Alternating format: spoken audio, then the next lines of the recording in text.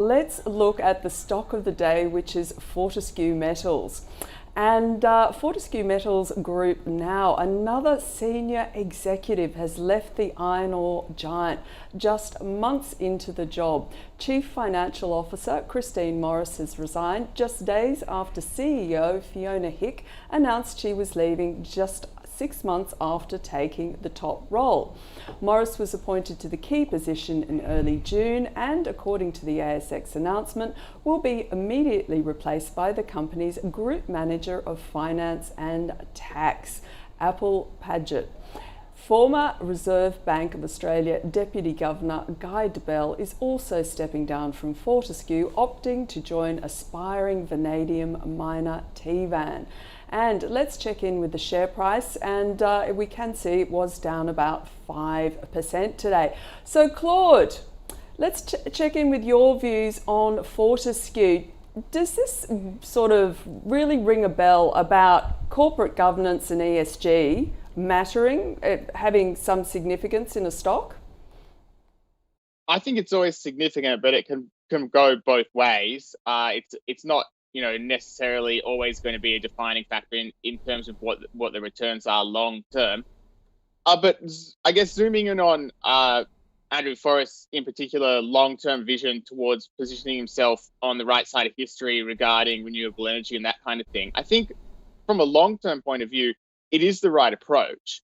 And you'd be crazy to bet against Mr. Forrest from the long-term view. And in fact, I did once bet against him, and when the iron ore was crashing, but I do think that was a crazy move now, and it's just as lucky I got out of that bet before I lost any money, because long term you do have a good sort of founder-run business. Of course, short term the setup is not looking so good. We have, I guess, as part of my process, if you had a cluster of leadership changes, that would be just a sort of automatic red flag. Now that doesn't necessarily mean you automatically sell the business. That would just depend on a whole range of factors. But I think the reason I call it an automatic red flag is because it forces me to, acknowledge that even when that happens to a stock that I own and love, if there is a multiple exit of leadership, then that can be sometimes a sign that the short term is not going to be so fun for the company, because people have a natural tendency, if they see the short term not being fun, they might say, oh well, now's probably the good time to go, this is my time, I'm going to move on.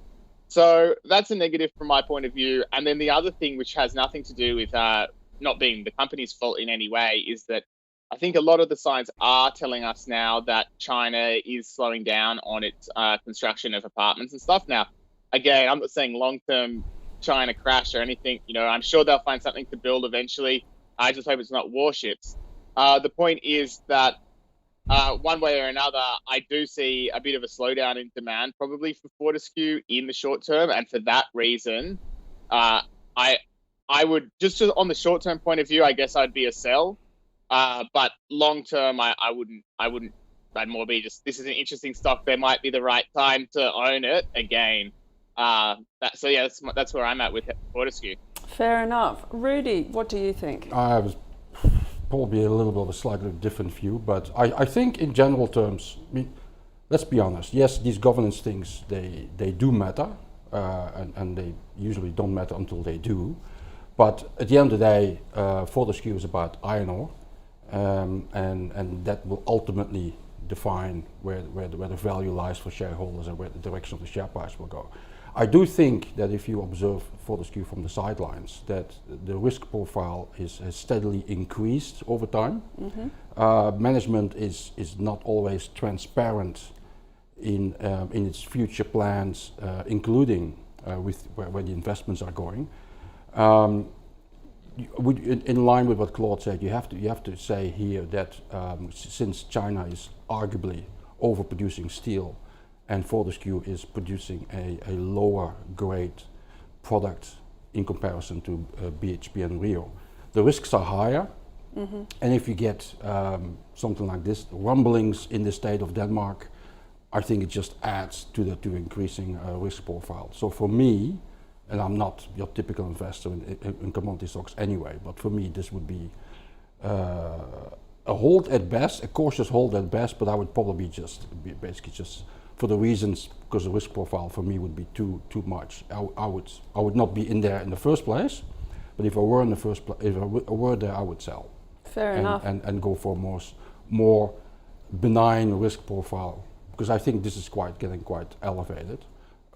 It's always difficult to exactly predict the price of iron ore. It has surprised to the upside so far, but I do think that the risks here are to the downside.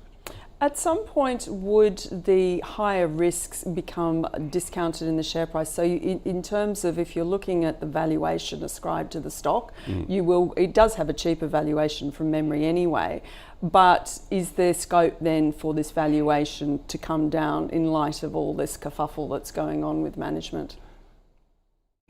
That's a difficult one. You have two things.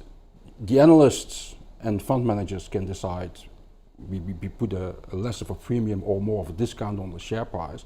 It still remains to be seen whether the share market listens to that. So that there's no guarantees there. But in theory, you're probably correct. But at the moment, I mean, I notice in 2023, the share price of Fortescue continues trading well above where analysts think it should be. And so the share market equally is not listening at this point in time. Fair enough.